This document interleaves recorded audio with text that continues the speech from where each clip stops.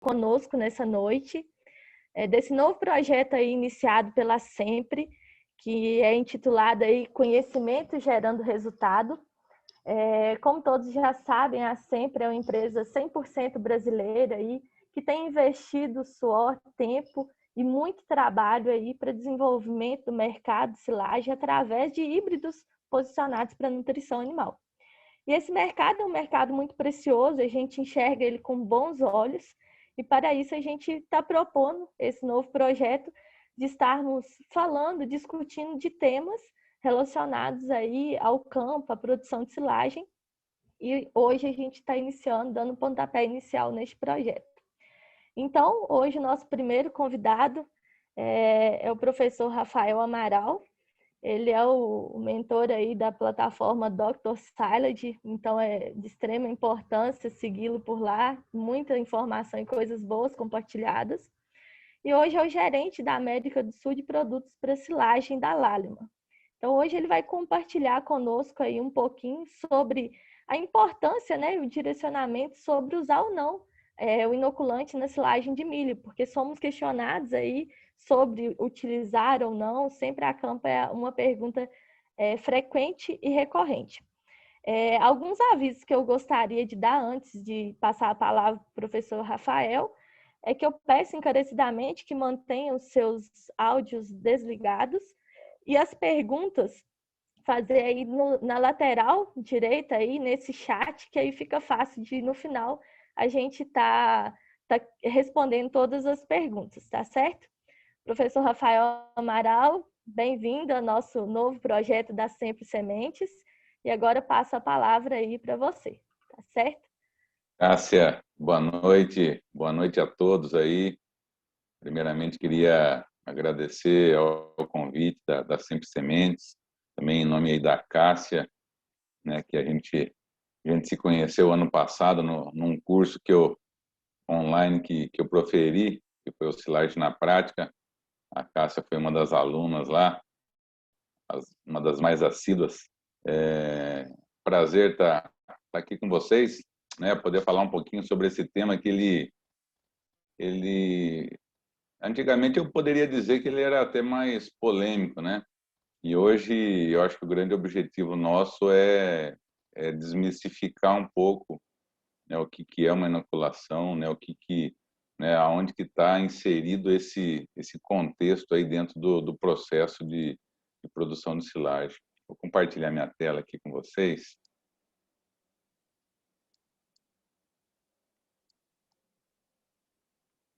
Vocês estão visualizando minha tela, né?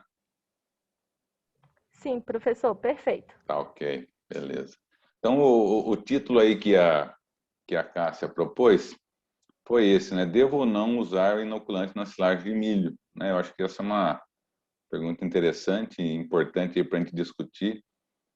A ideia é que eu fiz uma apresentação, ela é curta, tá? Ela até assim, eu até falei para a Cássia para me controlar um pouco no tempo, porque geralmente eu falo muito, mas a ideia é a gente lançar essa discussão e depois a gente poder conversar um pouco mais, tirar algumas dúvidas, né, a respeito desse tema que, na minha opinião, ele é importante, tá? Bom, então, primeiramente, né,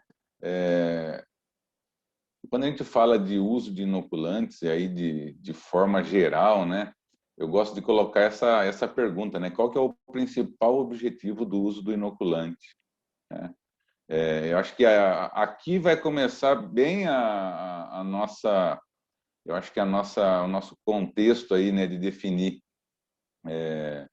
o porquê utilizar, né? Porque muita gente fala assim, por que você vai utilizar inoculante? Porque eu preciso abrir o silo rápido, preciso abrir o silo amanhã, daí eu vou usar inoculante. Ou a pessoa, ela pensa, eu quero aumentar a produção de leite, eu quero aumentar o ganho de peso, então eu vou inocular a silagem.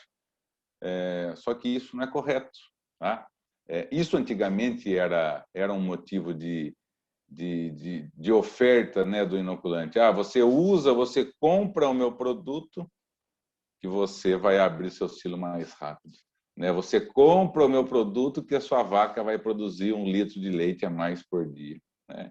Então, isso realmente às vezes não acontece. Pode ser que até que aconteça, né? Mas isso depende de N fatores, né? E principalmente, por exemplo, abrir o silo mais rápido.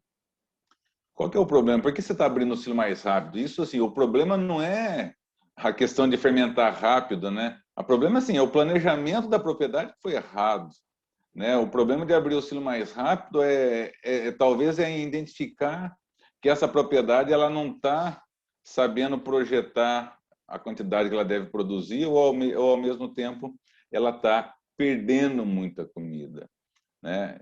E aí que vem, né, a principal resposta para esse, né, o objetivo do uso do inoculante é esse, é reduzir perdas, tá? O processo hoje de produzir silagem, né, o processo de fermentação é um processo que gera perdas, né? E essas perdas elas são inevitáveis, né? E aí a hora que a gente fala assim, eu estou adicionando um micro-organismo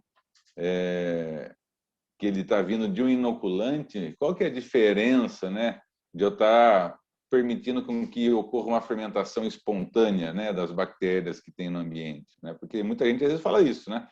Eu vou fazer a minha silagem de milho, mas eu não preciso inocular porque se eu fecho o silo ali, essa silagem ali ela vai ter redução de pH, que é uma das coisas importantes, né, para a gente preservar o alimento, né? E ela vai ser preservada, então vai ter fermentação. Realmente vai ter. Mas eu sempre faço uma comparação meio grosseira, mas isso acaba meio que ficando claro, né?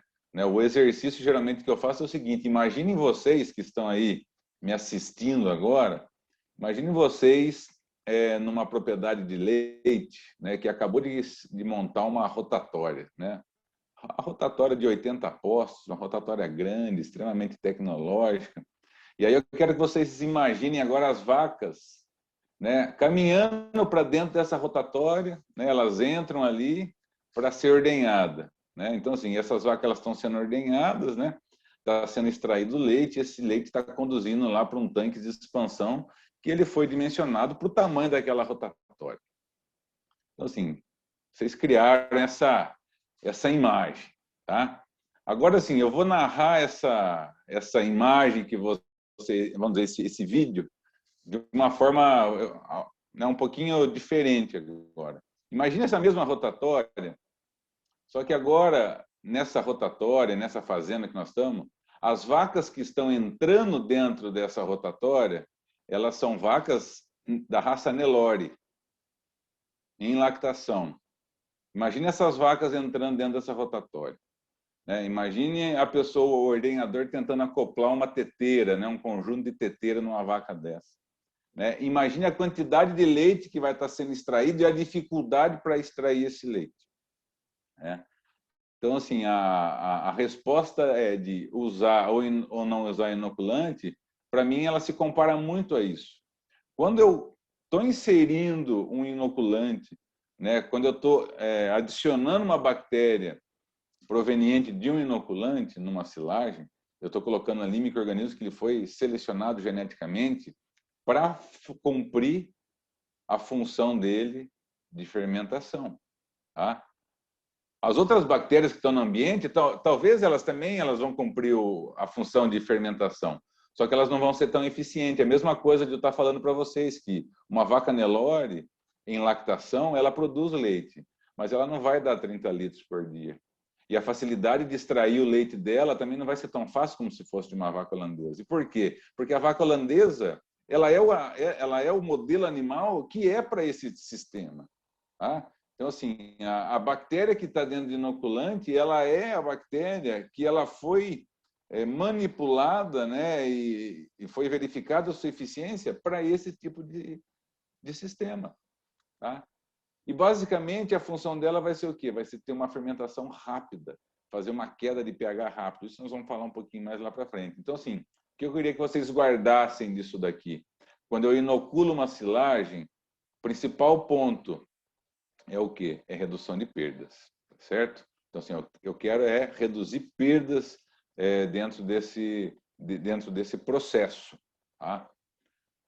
Bom, e dentro das bactérias que existem, né? E aí isso daí é importante porque a gente vê né, as diferentes empresas hoje que trabalham com os micro-organismos, elas oferecem, né, uma gama diferente de bactérias. Então, assim, cada bactéria vai ter uma função específica, né? Então, quer dizer, eu tenho Lactobacillus plantarum. Qual que é a função, né? O que o Lactobacillus plantarum faz?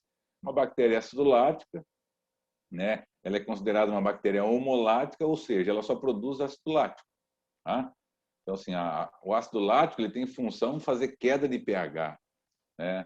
Aí a gente entra para uma outra classe, né? O Pediococcus pentosáceos e o Pediococcus acidopropiones. Também são duas bactérias homoláticas, né? Que produzem apenas ácido lático, né? Só que elas entram num contexto quando eu tenho alguma dificuldade na fermentação. Elas são bactérias, vamos dizer, elas não são tão eficientes quanto o Lactobacillus plantarum para produzir um ácido lático, mas elas são um pouco mais rústicas para dificuldades em fermentação. Por exemplo, a gente nota geralmente esse tipo de bactérias em produtos formulados aí para capins, por exemplo, né, que tem uma dificuldade no início da fermentação, como também, né, para lugares, né, que a gente tem baixas temperaturas. Então essas duas aí, né, esse gênero Pediococcus, ele tem essa facilidade aí de uma adaptação e ele consegue fazer um trabalho primeiro e aí depois o Lactobacillus plantarum continua o serviço, vamos dizer assim. Depois a gente tem uma outra classe de bactérias que a gente também encontra em alguns produtos, que é o Propionibacterium bactéria, o ácido de Propiones, né? Essa já é uma bactéria heterolática, então ela, além de produzir ácido lático, ela produz ácido propiônico, né? Esse é um dos principais funções dela, né? Que é produzir um composto que seja antifúngico, né? E por final tem o Lactobacillus buccheri, que também é uma bactéria heterolática, né? E ele tem também a função de produzir ácido acético, diferente do Propionibacterium, que tem a função de produzir ácido propiônico. Esses dois ácidos, pessoal, isso aqui é importante a gente discutir, isso é uma das coisas que está em pauta aí e que muita gente erra, né? Ácido lático e ácido acético e ácido propiônico são dois antifúngicos, tá? Então, assim, eles servem para controlar a deterioração aeróbica, né? Quando a gente está abrindo a silagem, né? Que a gente quer evitar o aquecimento. Só que o Propionibacterium é uma bactéria, assim, ela é intermediária, tá? O Lactobacillus buccheri, ela tem um potencial de produção de ácido acético muito maior do que o Propionibacterium em produzir ácido propiônico, tá? Então, assim, o Lactobacillus buccheri hoje, se a gente pegar a classificação dos produtos que hoje tem as bactérias, né, nos inoculantes, o Lactobacillus buccheri hoje é a bactéria mais valorizada e a bactéria hoje que tem feito mais sentido, tá?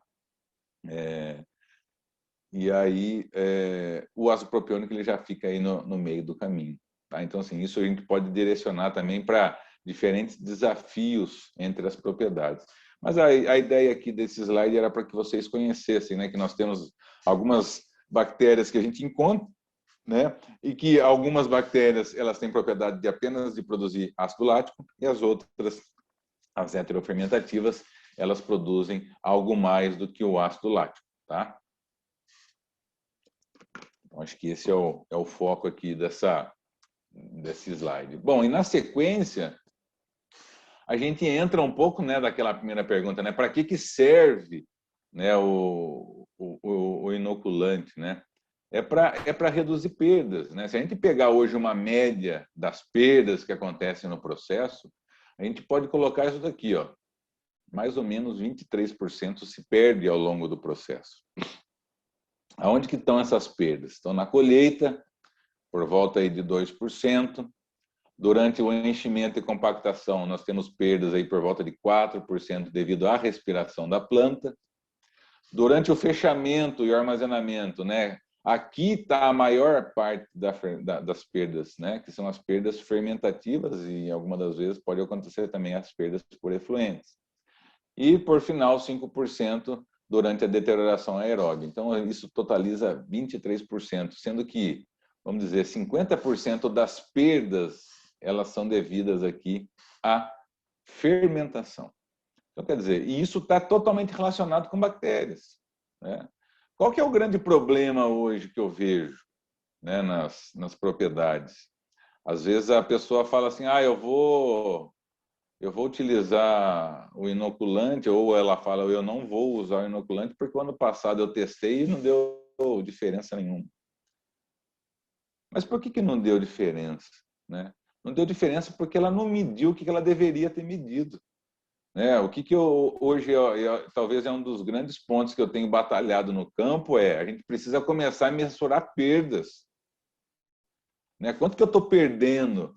Né? Eu sempre falo assim, nós precisamos ter uma balança dentro da propriedade, né? É difícil às vezes entrar nesse conceito, mas assim, uma propriedade de leite hoje, ou que seja de carne, se a gente pegar o volume que tem de faturamento anual, né? E o volume que tem de compras durante o ano, né? Uma balança ela se justificaria tranquilamente. Né? E para o processo de conservação, eu saber o quanto que eu estou perdendo é fundamental. Né? E, geralmente, quando o produtor não tem a balança, e geralmente nós estamos falando aí que é mais de 90% das propriedades, talvez 95% das propriedades, eu começo a fazer tipo uma conta, né? Fala assim, quantas toneladas por ano você produz de silagem? Você planta lá, que você estima que você produz. X toneladas. Né? E quantas toneladas você utiliza realmente por dia e multiplica isso por 365 dias, ou tenta fazer uma estimativa de quanto que as suas vacas estão comendo de silagem por dia, né, para você estimar isso ao longo de um ano. Faz a diferença. Né? Tem propriedade que começa a fazer essas contas, ela se assusta. Tem propriedade que chega a 40% de valor de perda.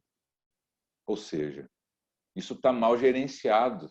Né? O processo de produção de silagem ele está mal gerenciado. E aí a pessoa às vezes não quer investir numa inoculação, sendo que o valor de uma inoculação hoje ela é por volta de 2 a 3% do valor total da silagem. Não tem o porquê da gente não estar inoculando. Né? Sendo que, em alguns dos casos, o que a gente observa? Quando eu inoculo uma silagem, eu posso reduzir disso daqui, eu saio de 12, eu posso ir para 7. Ou seja, eu reduzi 5% das perdas fermentativas. Ou seja, de 23 eu fui para 18. Ainda estou perdendo bastante. Mas 5%, né, se a gente pegar 1 hectare, né, que produza 50 toneladas, né, se a gente está falando aí de 5% disso, né, nós estamos falando aqui de 2,5 toneladas por hectare que eu posso salvar. Uma vaca de leite boa hoje consome 12 toneladas de silagem por ano. Então, isso quer dizer que a cada 5 hectares que a pessoa está colhendo, se ela inocular e ela conseguir reduzir isso daí, ela está alimentando mais uma vaca durante um ano. Então, essa é a conta que nós temos que começar a fazer para justificar o uso de um inoculante. Né? Sendo que, mais uma vez, né, eu repito aqui, ele vai custar por volta aí de 2 a 3% do valor da silagem, da tonelada produzida. Então, assim, não... E para mim, né, é a mesma coisa, né, do que a gente fala assim, para eu colher uma silagem, eu preciso de uma máquina. Para eu compactar essa forragem, eu preciso de um trator. Né? Para que ocorra a fermentação, eu tenho que vedar o silo. Mas para que ocorra uma fermentação benéfica, eu tenho que inocular a silagem. Então, assim, a inoculação ela está intrínseca ao processo da mesma forma que eu preciso ter um trator para compactar e da mesma forma que eu preciso ter uma lona para vedar esse silo.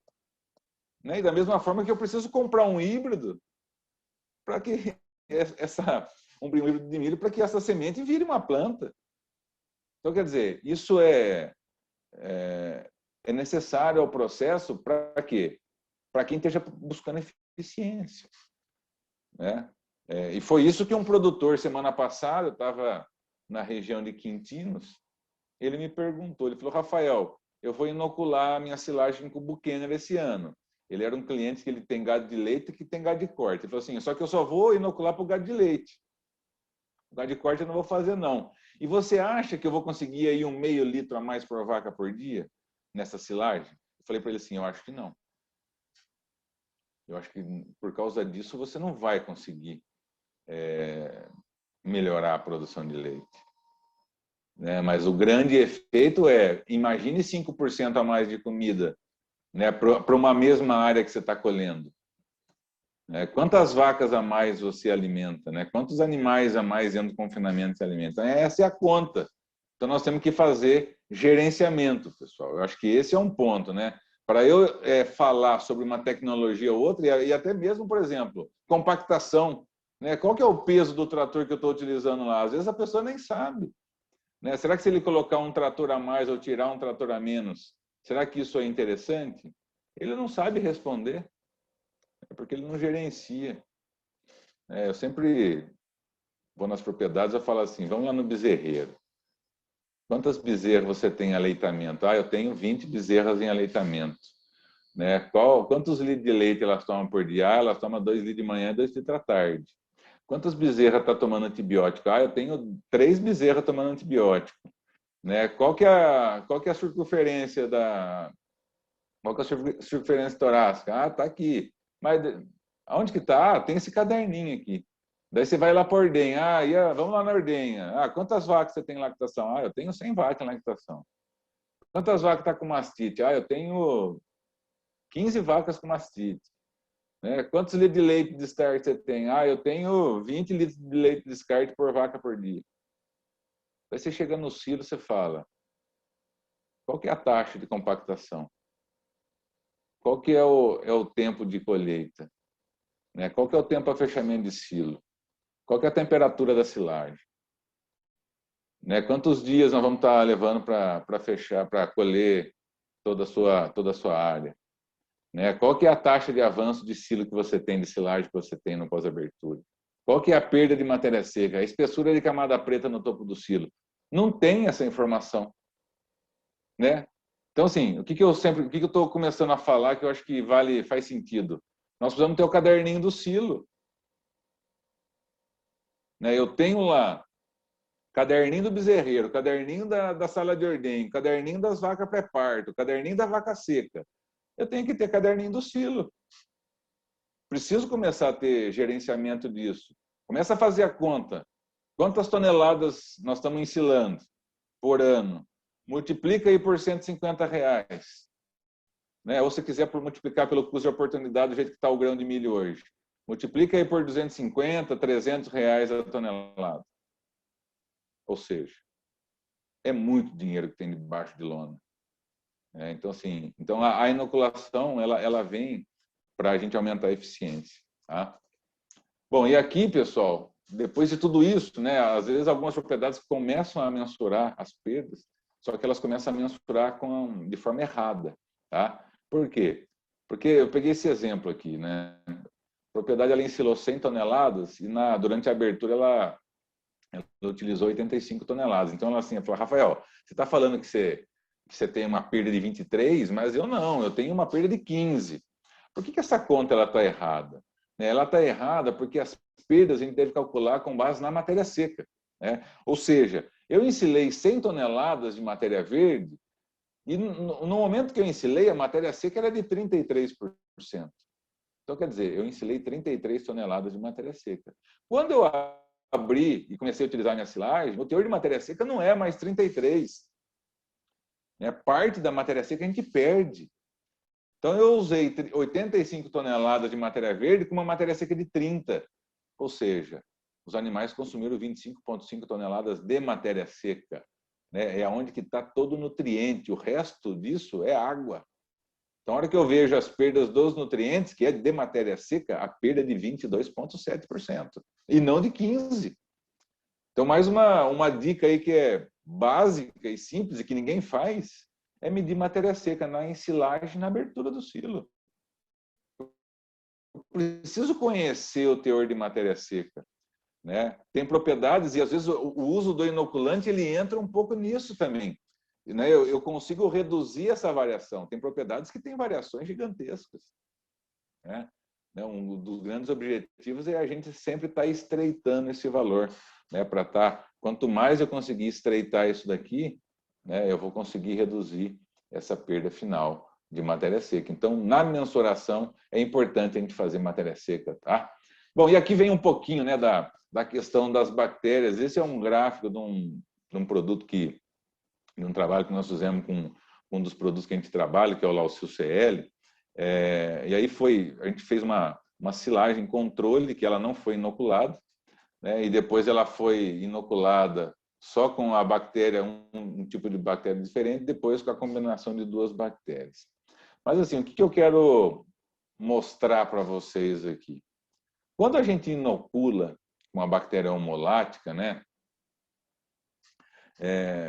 O que acontece? A queda do pH, ela vai acontecer por volta aqui de 48 horas. Queda do pH abaixo de 4. Isso daqui é importante a gente saber, né? O pH abaixo de 4, dentro de um processo aí de conservação, ele se torna importante e interessante, porque a partir desse pH, todos os micro-organismos que vivem ali, eles entram em dormência, né? A própria bactéria que produziu o ácido lático, num pH de 4, ela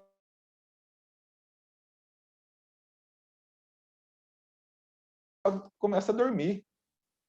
Ela mesma se inibe com essa alta concentração de ácido lático. Então, em 40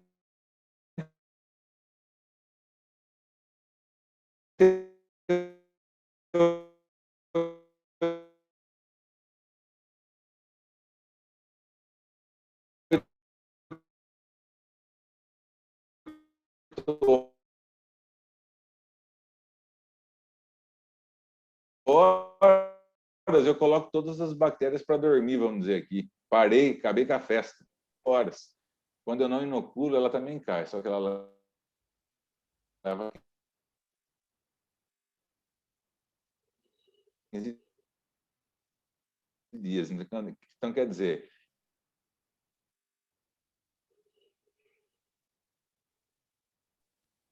pessoal, vocês estão me ouvindo? Sim, professor, caiu Minha, aí, mas já minha retornou. conexão ela caiu aqui. Tranquilo. O senhor retorna lá naquele gráfico que tá tudo Caiu a certo. conexão aqui, professor. Estão me ouvindo? Sim, perfeito. Tá perfeito? Eu vou voltar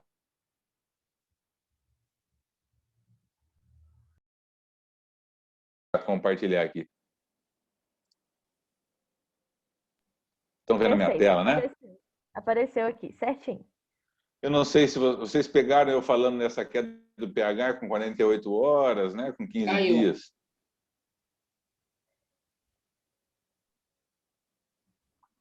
Bom, Professor, então, oi, voltando aqui. nessa dormência das bactérias, paramos por aí. Ok. Bom, então assim, com o pH abaixo de 4, essas bactérias elas vão entrar em dormência. Quando eu não inoculo uma silagem, elas também entram em dormência, a pH abaixo de 4, só que isso leva 15 dias. Tá? Então, quer dizer, a diferença de eu inocular e não inocular dentro do processo de fermentação está nisso. Né? Eu vou pôr a bactéria para dormir muito mais cedo quando eu estou inoculando. Então, quer dizer, eu estou acabando com a festa dela mais rápido. Tá? Então, eu estou reduzindo perdas, porque a bactéria viva ali, ela tá fermentando, ela está produzindo, ela está consumindo. Tá? Então, assim, a função é fazer com que a festa acabe. Só que muita gente no passado achava que simplesmente é isso, né? Ah, então tá bom, Rafael, com 48 horas abaixou o pH, então eu posso abrir o silo. Não. Isso eu sempre também comento. Vamos fazer uma batata de conserva hoje. Né? Então, assim, peguei as batatinhas, coloquei lá no vidro, coloquei o ácido, vedei. Amanhã, vamos colocar, depois de 2 dias eu vou abrir essa batatinha. Ela não vai estar, né? Não vai ter a mesma textura, não vai ter o mesmo sabor do que se eu abrir ela depois de 30, 60 dias. Tá? Então, assim, nós precisamos de tempo também. Né? É claro que não vai fazer mal eu fornecer uma silagem nova para uma vaca. É claro que vai ter quebra de leite, né? Porque você ainda não tem todos os ácidos formados do processo, mas não é esse o objetivo. Tá? Eu acabando com essa fase aqui de baixamento de pH, eu entro numa estabilização muito mais rápida dessa silagem. Tá? Bom, uma outra bactéria, que foi a que a gente falou, que é a Lactobacillus buchaneri, né? Por que essa bactéria ela tem um diferencial interessante? Né? Ela tem uma característica bioquímica que ela não tem uma enzima que se chama acetaldeído desidrogenase, que se a bactéria tem essa enzima, ela produz etanol. O Buchaneri, ele não tem essa enzima. Então, por isso, por ele não ter essa enzima, ele aumenta, né, a transformação desse acetilfosfato em acetato, que é o ácido acético. Então, é por isso que a gente tem maior quantidade de ácido acético no Lactobacillus buchanani. E isso para a gente é importante, né, quando a gente vem aí na questão de controle de leveduras. Tá? As leveduras elas podem estar presentes em uma menor quantidade no processo de fermentação, produzindo etanol. Né? Isso a gente observa muito em silagem de cana, a gente observa isso em grão úmido, né? Mas a grande função é evitar o crescimento de leveduras no pós-abertura. Tá? E por que, que o ácido acético ele faz esse efeito e o ácido lático não faz? Porque a diferença de ácido lático para ácido acético é que o ácido lático é um ácido forte e o ácido acético é um ácido fraco. Tá? Beleza, até aí, né? Qual que é essa grande diferença? O ácido fraco, que é o ácido acético, ele se encontra, ele fica numa característica aqui, que a gente fala que é uma característica não dissociada. Isso aqui é um ácido acético, acredite ou não, é um ácido acético. Né? Ele se encontra ele fica numa forma não dissociada, e por uma forma não dissociada, e por isso ele confere permeabilidade na membrana da levedura, né, de forma assim, ele consegue entrar ali dentro de forma passiva. Então ele vê uma levedura ali, o ácido acético ele é permeável.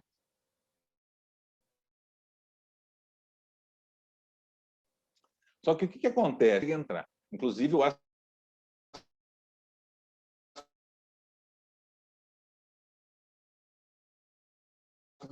ácido lático ele tem um problema. Então o ácido acético, a hora que ele entra dentro da levedura, ele se dissocia, porque aqui dentro o pH é 7, não é mais 4 que estava lá na silagem. Então, essa é a diferença, né? Num pH mais elevado, ocorre dissociação. E aí eu tenho íons de hidrogênio que começa a acidificar o pH intracelular da levedura.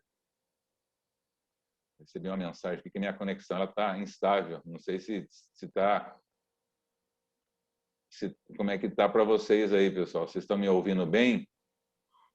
Tá dando às vezes umas travadas, professor, mas agora tá tranquilo, pode seguir.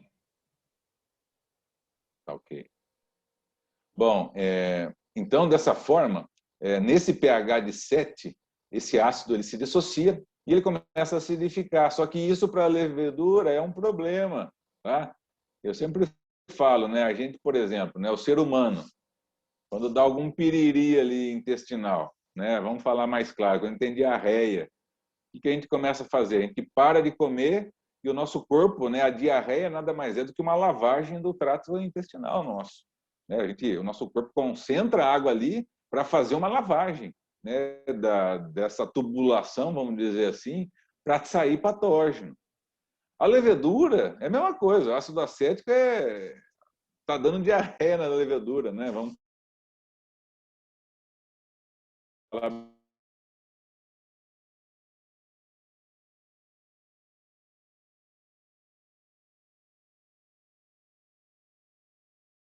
brincando aqui. Porque ela para de comer, que dentro da inoculação a gente recomenda pelo menos uma taxa de inoculação de 100.000 unidades formadoras de colônia por grama de forragem tratada do Lactobacillus buchanani. Hoje tem muito produto no mercado que só tem 20.000. Então, quer dizer, não adianta. Né? Não vai ter ácido acético suficiente para controlar. Então, não basta dizer que tem buchanani no produto. Tem que ter pelo menos 100.000 FC para causar esse piriri aqui e que isso seja contínuo para realmente acabar com todas as energias da levedura e não deixá-la deteriorar a silagem. Tá?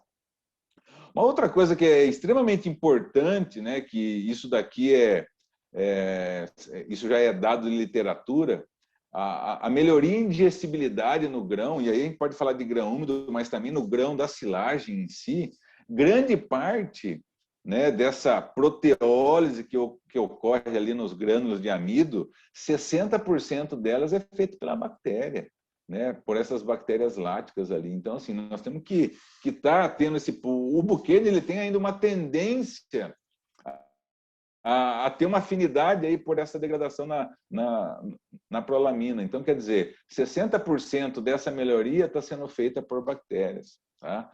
O produto de fermentação também ajuda, alguns fungos, né? A parte de enzimas, mas grande parte são bactérias, tá? Então é importante a gente estar preocupado com essa população. E aqui é um trabalho mostrando, né, no pós-abertura, né, de uma silagem que ela é uma silagem com controle e uma silagem inoculada, né, com a 100.000 FC de Buchanan, que é o Laucil AS, um produto que a gente trabalha hoje. Então, vocês notem, população de leveduras, ó, ela diminuiu, tá? Isso aqui é em log, tá? Então, assim, é uma quantidade grande de levedura a menos, né?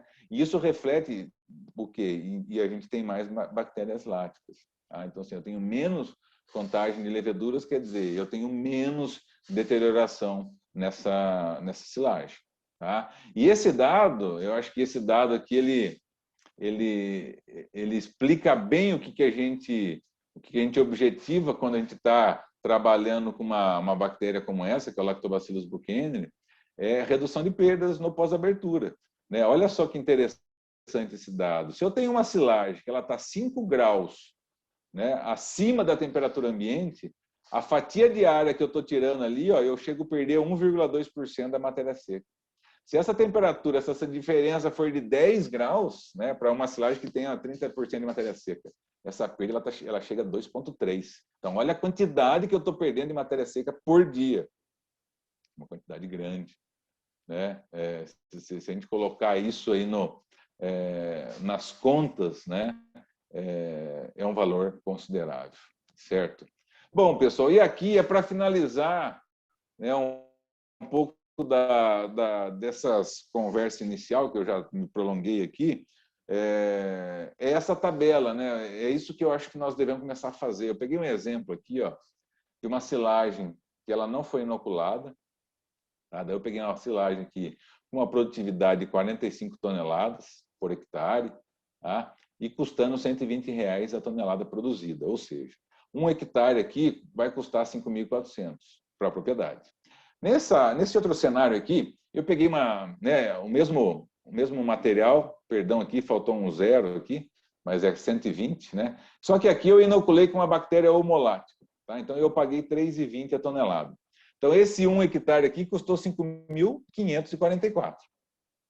E aqui eu inoculei com uma bactéria heterolática, tá? E aqui me custou 5.724. Esses valores aqui é mais ou menos aí o que está no mercado, com certeza aí um pouquinho mais baixo, mas eu coloquei um pouquinho acima para a gente assim, mostrar o potencial. Tá?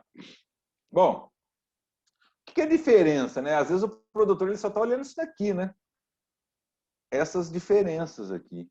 Poxa, ficou mais caro, ó, ficou dessa silagem para essa, poxa vida, aumentou R$324, né? Então, quer dizer, R$324 a mais por hectare. Mas olha a diferença, né? Onde que está o resultado disso? Ó? Nessa silagem, ele perde 23. Nessa silagem, eu reduzo 5% das perdas. Então, ele vai perder 18. E nessa silagem, eu consigo reduzir até 10%. Vou perder 13. Então, das 45 toneladas, eu vou ter 34,65. Dessas 45, eu vou ter 36,9. E dessas 45, eu vou ter 39,15. Ou seja, eu vou ter muito mais forragem aqui. Só que o valor que eu gastei no início, ele está gasto, né? Dali para frente não vai ter que fazer. Então, a hora que eu pego 5.400 e divido por 34,65, o valor da tonelada não é 120, é 155. Quando eu divido 5.544 por 36,9, o valor da tonelada não é mais 123,20, é 150. Mas ele já ficou 5,60 mais barato que a silagem sem inoculação. E a hora que eu pego 5.724 dividido por 39, o custo da tonelada é 146. Ela ficou R$ 9,63 mais barato que uma silagem que não foi inoculada. Então, quer dizer, eu barateei o custo da silagem. Mas, assim, o dinheiro não volta, tá certo? O dinheiro já foi investido. Mas o que é importante a gente notar? Para essa silagem aqui, ó, para cada hectare que eu tô produzindo, eu deixei de perder 2,25. E aqui, para cada hectare, eu estou deixando 4,5. Estou deixando de perder 4,5 toneladas. Então, né, se eu tenho uma propriedade hoje que ela está plantando, vamos colocar 30 hectares, né, 4,5 toneladas, nós estamos falando em 135 toneladas que eu estou salvando, né, 135 toneladas que eu estou salvando, se uma vaca comer, vamos colocar 13 toneladas de silagem por ano, é comida para mais 10 vacas. Tá certo? Então, quer dizer, numa propriedade hoje que planta 30 hectares de silagem, se ela reduzir 10% das perdas, na mesma área dela, ela põe 10 vacas por um ano. Isso sim é aumentar a eficiência, né? Não é falar que a vaca vai produzir meio litro a mais por dia, mas agora ter 10 vacas a mais na mesma propriedade, é difícil comprar terra, né? Tá caro comprar a terra, mas eu posso aumentar a eficiência do uso, né? Eu posso explorar muito melhor, reduzindo perdas, né? Então, assim, a inoculação é uma das estratégias, né? E uma das coisas que, para a gente estar ciente do que está fazendo, é a gente voltar naquele conceito que eu falei lá no começo, que é começar a ter o caderninho do silo, né? É começar a gente ter as anotações. Quantos dias, né? Eu tenho 3 silos na minha propriedade. Coloca uma placa lá, silo 1, 2 e 3. Silo 1, no ano de 2021, quantos dias eu levei para gastar ele? Vou dar um exemplo de uma propriedade que nós fizemos algumas alterações no manejo. E aí nós fizemos um dia de campo para depois mostrar as tecnologias e tudo mais. Dentre delas, a inoculação era uma delas. E aí nós pedimos para o proprietário dar um depoimento, né? E ele, assim, muito simples, muito humilde, ele pegou e falou: olha, pessoal, devia ter umas 20 pessoas. Olha, pessoal, eu não sei falar muito bem aqui para vocês, mas o que eu queria falar do que eu observei é que esse silo que nós estamos fazendo no dia de campo hoje, que nós estamos mostrando para vocês essa silagem, se vocês viessem o ano passado, nessa mesma época, vocês não iam encontrar mais silagem. Então, para mim, o que mudou aqui é o seguinte: eu estou contando que mais ou menos uns 60 dias a mais de comida eu vou ter para esse silo. Então, olha só que, né, foi um conceito muito simples, né? Pode ser até muito humilde, mas assim, foi a melhor explicação que ele deu, né? Quantos dias de silo você tem para cada silo da sua propriedade? Você já fez essa conta? Então, assim, comece a fazer esse tipo de conta, porque isso faz sentido. Comece a gerenciar. Você não precisa ter muita coisa rebuscada, não, mas comece a tomar nota de algumas coisas e vocês vão ver que a gente consegue melhorar esse gerenciamento e a gente consegue explicar o uso de uma tecnologia para a gente produzir silagem com eficiência. Joia? Pessoal, então era isso. Eu estou disponível agora para a gente bater um papo. Esse é meu e-mail. Se vocês tiverem alguma dúvida, mais uma vez queria agradecer aí ao convite, né, da Sempre Sementes, e estou à disposição aí para quem quiser fazer alguma pergunta aí. Vou parar de compartilhar minha tela aqui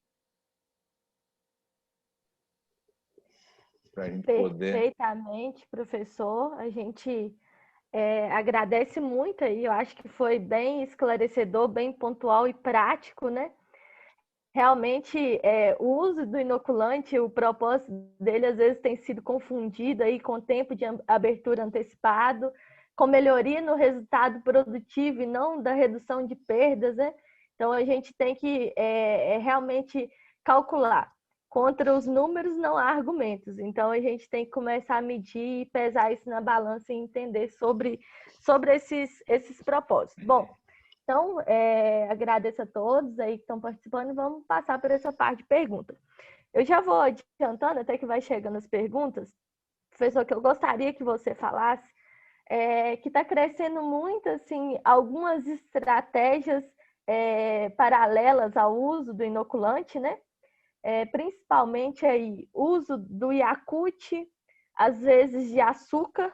E naqueles casos onde se faz a inoculação, às vezes em algumas propriedades a gente depara com essa situação de usar o inoculante apenas na camada superior, às vezes incorrendo naquela ideia de que reduz a perda só ali na camada, às vezes é um problema até com lona, e eles fazem só na camada superior, da substituição dessa inoculação também pelo uso do sal. Então, essas três pontuações aí que entra nessa condição que às vezes gera um confundimento e talvez seria importante a gente estar falando sobre isso.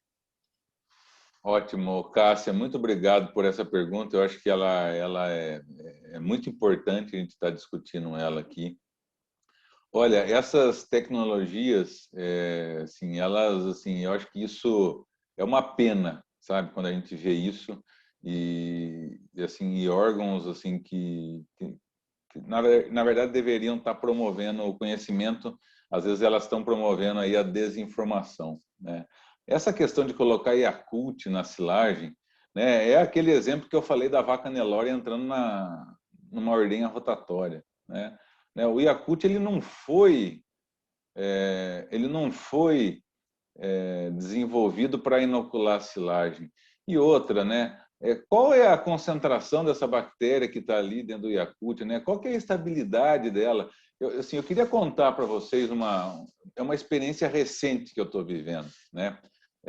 Eu até há um pouco tempo atrás, há menos de um ano, eu trabalhava na Delaval, né? E em julho de 2020 eu entrei como gerente de produtos da Lallemand, tá? A Lallemand é uma empresa que produz micro-organismos, tá? Então assim, ela pesquisa, ela seleciona a bactéria e ela produz. Então assim, para vocês entenderem um critério hoje para levar uma bactéria para o mercado, e aí eu estou falando critérios de empresas como a Lallemand, tá? Que são empresas que seguem padrões internacionais.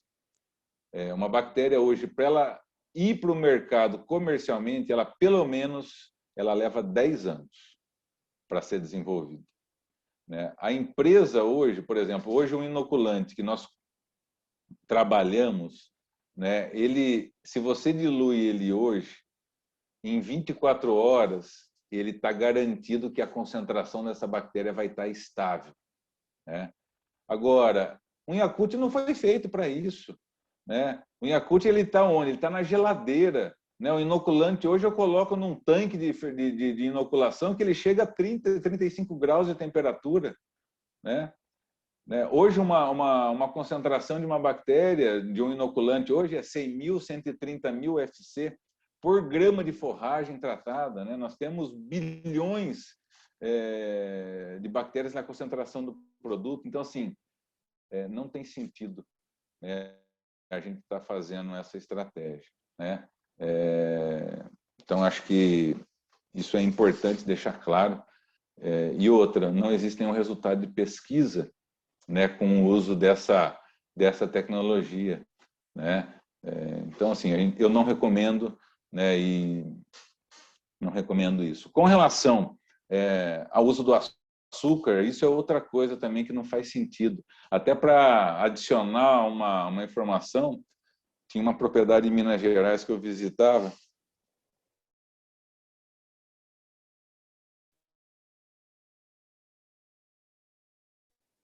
Um dia eu cheguei lá, o gerente estava falando assim, não, passaram uma receita aqui muito boa, colocando pó tal, e aí cresce mais bactéria, vou colocar mais bactéria. Daí nós fomos lá e medimos o tanque.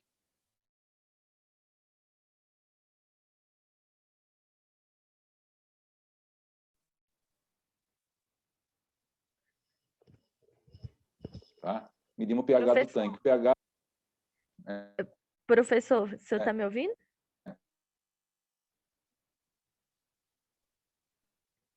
Oi. Travou aqui. Travou aqui. Tá, Poderia repetir? Eu vou tentar... Eu cortei meu vídeo aqui para ver se melhora, tá? Joia. Poderia repetir aí sobre a visita na propriedade em Minas? Porque daí diante travou. Sim, é boa, né? Eu estou colocando 1 quilo de leite em pó no tanque junto com o inoculante que aumenta a multiplicação das bactérias, então eu vou inocular muito mais. Daí a gente foi lá e mediu o pH do tanque. O pH estava perto de 4. Ou seja, né? As bactérias elas estavam produzindo ácido ali naquele tanque de inoculação, porque eu estava dando muito nutriente para ela. Ou seja, mas a hora que eu jogo uma solução de 4 e vou inocular uma forragem, essa bactéria ela já entrou meio atordoada ali, ela não vai desempenhar. E às vezes o açúcar, ele vem um pouco nesse sentido, mas não tem sentido. Tá? A gente, né, dentro hoje de um produto para inocular, a gente já... O que está ali dentro é o suficiente para manter essa bactéria viva por 24 horas. Tá certo? Sim, nós temos que tomar cuidado com água, com cloro, né? Nós temos que tomar cuidado com temperaturas muito elevadas, né? Nós temos que tomar cuidado, acho que com outras coisas, com bomba, por exemplo, pequeno produtor, às vezes pega aquela bomba de inocular, né? A mesma que ele usa para passar Roundup lá, ele usa para inocular a silagem, né? Matou todas as bactérias, né? Não adianta. Então, assim, nós temos que focar em umas coisas mais, vamos dizer assim, mais gerenciais, né?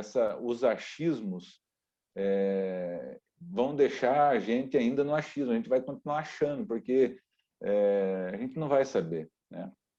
E por final, Cássia, com relação ao sal no topo e essa inoculação, às vezes só na região superficial do silo, no topo, a bactéria não consegue caminhar pela forragem, tá? A fermentação acontece por contato. Então, assim, eu preciso ter uma homogeneidade, né, na aspersão dessa bactéria, né? Então, assim, só o topo não adianta. E tem muita gente que, às vezes, aumenta a concentração de bactéria no topo. Também não precisa, né? Porque qual que é o problema do topo do silo? Não é a fermentação ali. O problema no topo do silo é a entrada de oxigênio, né? A lona que nós estamos vedando, ela tem permeabilidade. Então, assim, o que a gente recomenda hoje? É usar uma barreira de oxigênio. Eu tenho que usar uma barreira para evitar. Então, assim, não vai colocar o dobro da concentração de bactéria, não precisa, né? Se está fazendo isso, está gastando dinheiro, porque assim vai continuar a entrar oxigênio. E a bactéria do inoculante, a bactéria que fermenta, a bactéria que reduz o pH, ela é anaeróbica, ou seja, ela se desenvolve na ausência de oxigênio. Entrou oxigênio ali, não vai adiantar nada. Tá? Eu vou colocar o sal. O sal não vai dar camada preta. É outro vídeo que saiu aí na internet que assim é uma, sabe, é uma desinformação tremenda. Qual que é o problema do sal grosso? Ele às vezes até seleciona alguns micro-organismos, ele evita alguma deterioração, mas tem bactérias que se desenvolvem, tá? Uma delas, Clostridium, tem ácido butírico ali, né? Eu não vejo a camada preta, mas faz a matéria seca dessa silagem que está ali com sal. Vocês vão ver que ela é muito menor, tem muita perda ali, tá? Então, assim, não faz sentido. Outra coisa, né? Quem tem uma fresa aí, um vagãozinho com fresa, com desensilador, a primeira batida que a fresa dá, aonde que é? É no sal. Então, assim, eu estou aumentando a corrosão do meu equipamento, né? Se eu sou um pequeno produtor, né, que eu tenho um cilinho ali de 1 metro de altura, eu estou colocando uma quantidade de sal ali grande. Ou seja, a minha vaca vai consumir uma silagem com um sódio muito mais elevado. Pode ter problema, né? O sódio também ele restringe o consumo. Então, pessoal, não adianta.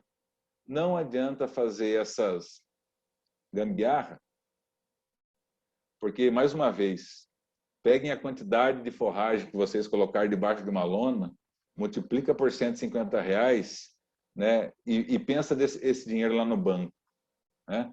Só que daí depois de 1 ano, a hora que você vai ver esse dinheiro no banco lá, se você deposita no banco, você vai ter lá, dependendo da aplicação, 3, 4, 5%. Agora, o dinheiro que você investe debaixo da sua lona, tem propriedade que perde 30%, né? Então, assim, vamos pensar nisso. Eu sempre falo, imagine que o silo de vocês é uma carteira cheia de dinheiro. Dependendo do jeito que você trata seu silo, é o jeito que você está guardando sua carteira, né? Tem gente que pega a carteira, abre ela, cheia de nota de 100, liga o ventilador e vê as notas começar a voar. Perfeito, professor. Isso aí é passível da gente discutir, porque tem sido recorrente aí no Brasil essas alternativas aí ao uso do inoculante.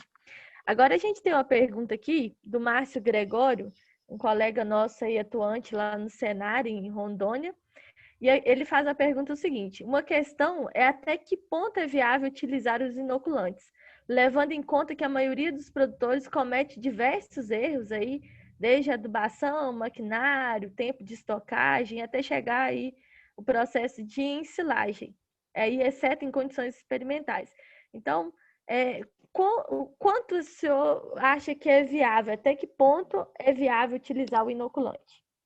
Olha, Márcio, eu acho que a questão, né, eu acho que o grande pretexto nosso é produção de silagem, né?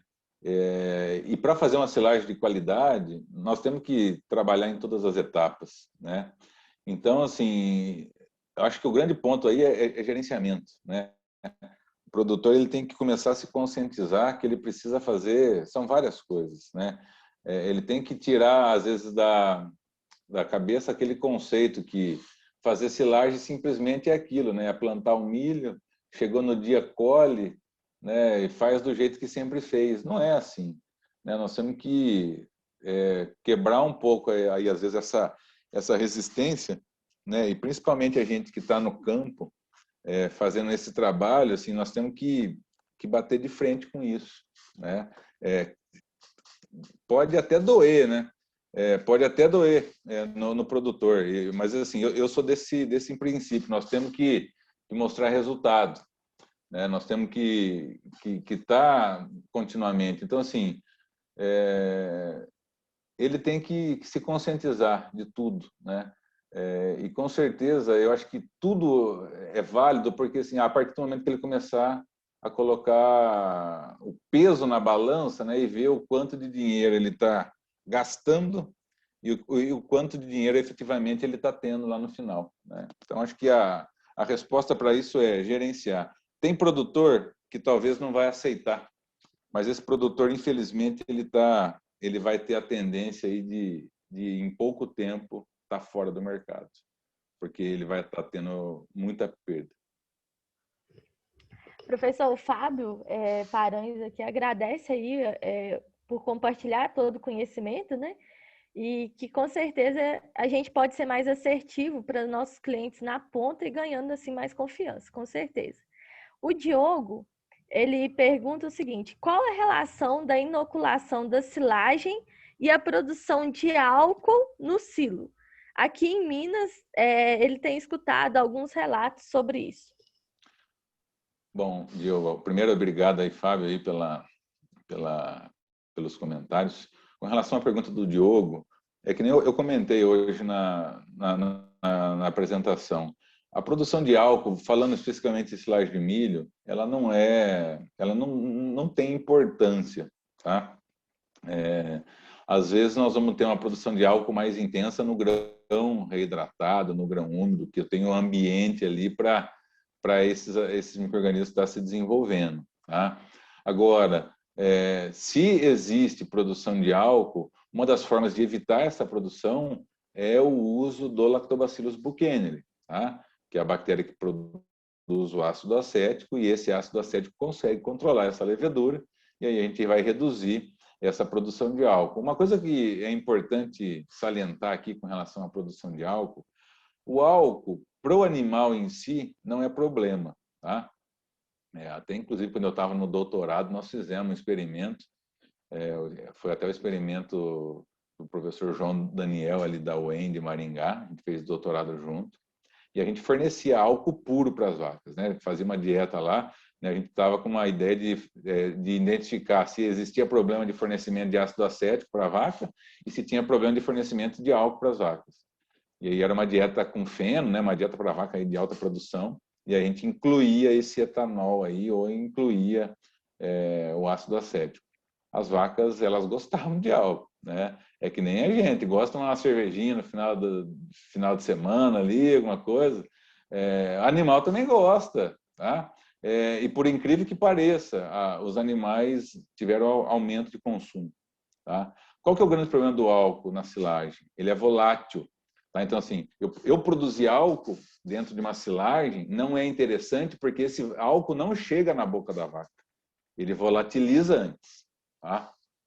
Então, esse que é o ponto, tá? Mas silagem de milho, a gente não tem problema aí com produção de álcool. Na verdade, assim, nós temos assim, problema na silagem de milho hoje, o que a gente observa aí, às vezes são silagens que, quando você cheira ela, parece que você cheirou ela, parece que você leva um soco no nariz, né?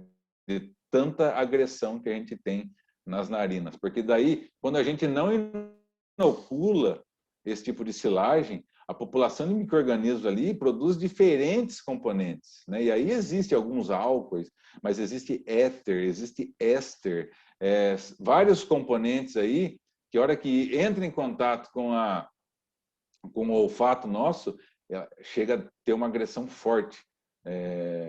Então, assim, quando a gente inocula uma silagem, a gente povoa, né, esse ambiente com bactérias que são produtoras de ácido lático. E essa bactéria que produz ácido lático, assim, nós vamos dominar daí essa fermentação.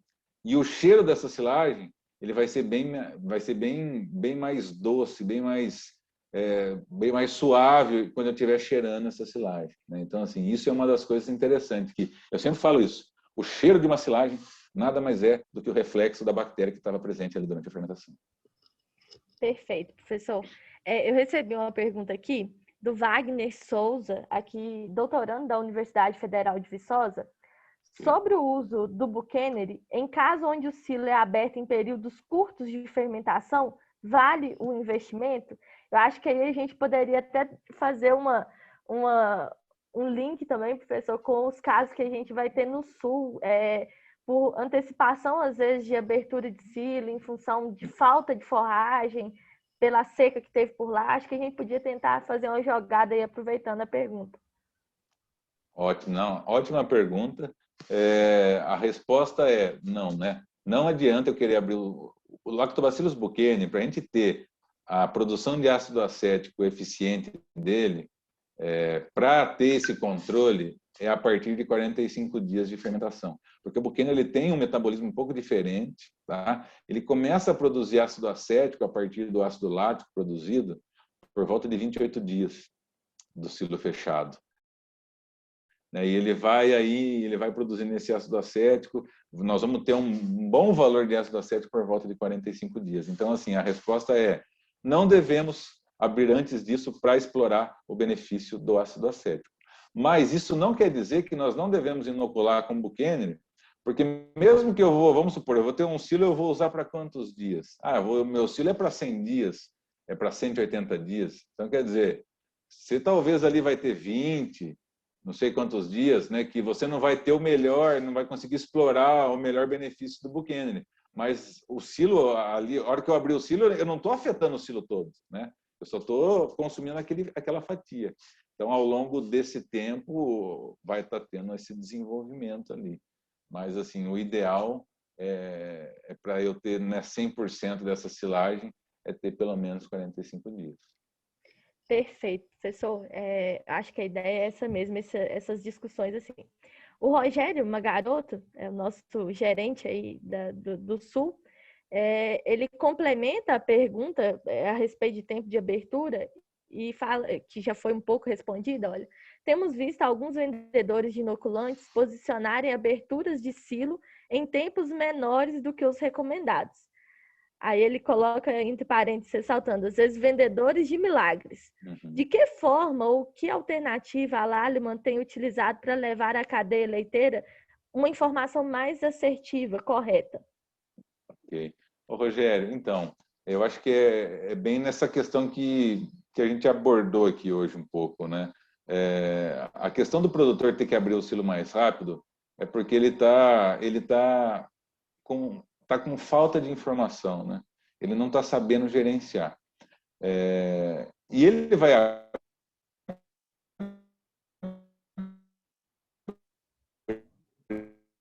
abrir o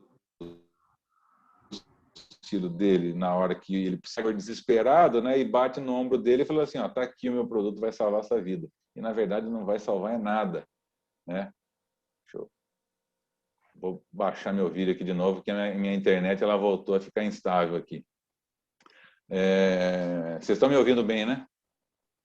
Sim, professor, perfeito. Ok. Então, a questão dessa aí nosso posicionamento dentro da Lallima é essa. A questão do uso de inoculantes vai ser para ele reduzir perdas, né? E reduzindo perdas, talvez ele fazendo da forma que nós recomendamos, fazendo uma boa inoculação, talvez no próximo ano, né, ele vai conseguir ter mais comida, porque ele vai salvar comida, né? Ele vai deixar de perder. Então, assim, eu acho que a gente tem que preparar o cliente, e eu acho que isso também faz todo sentido dentro da Lallima, né? Hoje a Lallima ela tem um corpo técnico de pessoas, né, que está no campo, que não é simplesmente para oferecer uma bactéria, um inoculante, né? O conceito de produzir silagem ele vai além do uso do inoculante, né? Existem regras para produzir e que às vezes esses produtores eles precisam, né, estar ciente, né, de algumas etapas que ele tem que fazer. Né? Por exemplo, uma coisa simples hoje que a gente tem recomendado que dá um efeito muito bom é o uso de lona na parede, né? Fazer envelopamento de silo. Né? Tem produtor que não gosta, o trator mastiga o pneu, não dá, vai plástico para o coxo. Então, assim, mas a gente consegue reduzir uma baita quantidade de perdas, né? Evita entrar água dentro do silo, evita proliferar clostridium ali na borda da parede. Então, quer dizer, eu acho que a postura nossa dentro da cadeia leiteira é essa. A gente tem que estar, né, com o produtor orientando ele nas tomadas de decisões. É claro que a inoculação é uma tomada de decisão importante, mas ele precisa também de outras tomadas de decisões, como ele precisa, né, saber qual o híbrido que ele vai plantar, né, qual que é o híbrido que é específico para a região dele, né, qual que é a lona que ele deve comprar, qual que é o trator, qual que é a máquina que ele vai usar, como que ele deve afiar isso daí, como que ele deve preparar. Então, assim, são vários fatores, né, que vão fazer com que ele chegue lá no final. Então, assim, inoculante não vai resolver os problemas da propriedade. Joia, professor, eu costumo brincar que às vezes o inoculante não paga a conta do que a gente faz errado, né? A gente tem que arcar com nossas próprias decisões. O Marcelo Ribeiro pergunta aqui: até quanto tempo posso deixar um silo bem vedado, sem grandes perdas? Marcelo, olha, se esse silo ele está bem vedado, né, e ele fermentou bem, o pH está baixo, esse silo ele não tem validade, tá? Tem dados na literatura que mostram silos fechados por até 10 anos, tá? É claro que o que vai variar aí, o que pode ser problema, vai ser a lona, né? Hoje as lonas do mercado, elas têm 12 meses de garantia de ultravioleta. Algumas lonas têm 18 até 24 meses de tratamento ultravioleta. Então, se optar por uma lona dessa, começar a pensar um pouco nisso. Mas, assim, se você quiser deixar por 10 anos, é só que você colocar 50 centímetros de terra ali e ela vai durar por 10 anos ali, sem problema nenhum. Tá? Então, acho que é mais ou menos aí por esse caminho. Agora, uma coisa que eu acho que é importante, né? Os produtores deveriam pensar em ter um silo pulmão. Tá? O que seria esse silo pulmão? Um silo que ele tenha pelo menos, eu colocaria aí mais de 60 dias. Talvez assim, se ele pudesse ter um silo com 100 dias de fechado, né? Ele fez a silagem hoje, mas assim, ele só vai esperar ali 60 dias. É claro que assim, tem produtor que consegue ter isso, mas tem que estar dentro do planejamento muito, muito bem afinado, né? É que geralmente assim, tem mais silagem, tem mais vaca, né? Daí começa a acabar. Mas assim, o impacto que a gente tem na nutrição do animal com uma silagem estabilizada aí por pelo menos 60 dias, o rumen ele agradece demais, né? Porque o que acontece com esse produtor que ele abre o silo rápido? Ele fez o silo hoje, abriu amanhã, o que aconteceu? Não tem ácido. Daí a vaca lá estava acostumada com uma silagem com um pool de ácidos grande ali no rumen. Daí chegou uma silagem sem ácido no rumen, as bactérias vão ter que se renovar, porque uma bactéria utiliza um ácido ali, a papila ruminal utiliza certo ácido que está na silagem. Mas a hora que eu estou colocando uma forragem teoricamente fresca, eu preciso de outros micro-organismos ruminais, né? E aí eu tenho aquela parada na fermentação ruminal. e eu paro de fermentar, a vaca para de consumir, ela quebra leite, né? Às vezes dá uma diarreia. Então é por isso que quebra leite, né? E o uso de inoculante, mais uma vez, né? De um dia para a noite não vai resolver esse problema. Bom, professor, vamos caminhar agora para o nosso encerramento aqui. Deu 1h10 de live, acho que foi um bom tempo. Agradecer você por compartilhar todas essas informações conosco. A gente entende a necessidade de levar isso para o campo e falar mais sobre perda, falar sobre mais de medir perda, né? Agradeço muito, muito mesmo, em nome da Sempre e de todos que estão aqui participando. E agradecer o pessoal que ficou com a gente aí até agora, os produtores, o pessoal aí da empresa mesmo, que está aqui para buscar informação e conhecimento. E já deixo o convite para o pessoal no dia 17 de março, a nossa próxima live, continuando aí esse novo projeto aí do conhecimento gerando resultado. Agradeço a todos, desejo uma boa noite. Professor, se quiser falar mais alguma coisa aí, vamos que vamos. Quero sim, Cássia. Queria só agradecer a todos vocês, principalmente você aí pelo convite, agradecer a Sempre Sementes mais uma vez, dizer que eu estou à disposição, né? Tem meu e-mail lá, se precisar fazer algum contato, a Cássia tem o meu contato. Faço o convite para vocês conhecerem a mídia social lá que a gente tem trabalhado, que é o Dr. Siler, que é um canalzinho que eu tenho lá no Instagram, que nós temos no YouTube. Também quero aproveitar aí para convidar vocês para todas as terças-feiras, às 8 horas da manhã. A gente lançou um programa novo no canal do YouTube da Lallemand, que é o Talking Quality Silage. Tá? É uma série de vídeos que a gente lançou aí com os nossos 4 técnicos, né, que é o objetivo também mostrar um pouco do processo de produção de silagem. Então, lá no YouTube da Lallemand, se vocês entrarem lá, vocês vão conseguir assistir já os vídeos que já estão no ar e toda terça-feira tem vídeo novo, tá bom? Obrigado mais uma vez. Prazer aí estar com vocês aí. Uma boa noite a todos. Pessoal, boa noite. Muito obrigada a todos. E se quer mais silagem, juntos a gente faz. Professor, boa noite a todo mundo. Tchau, tchau. Boa noite. Tchau, tchau. Boa noite. Tchau, tchau.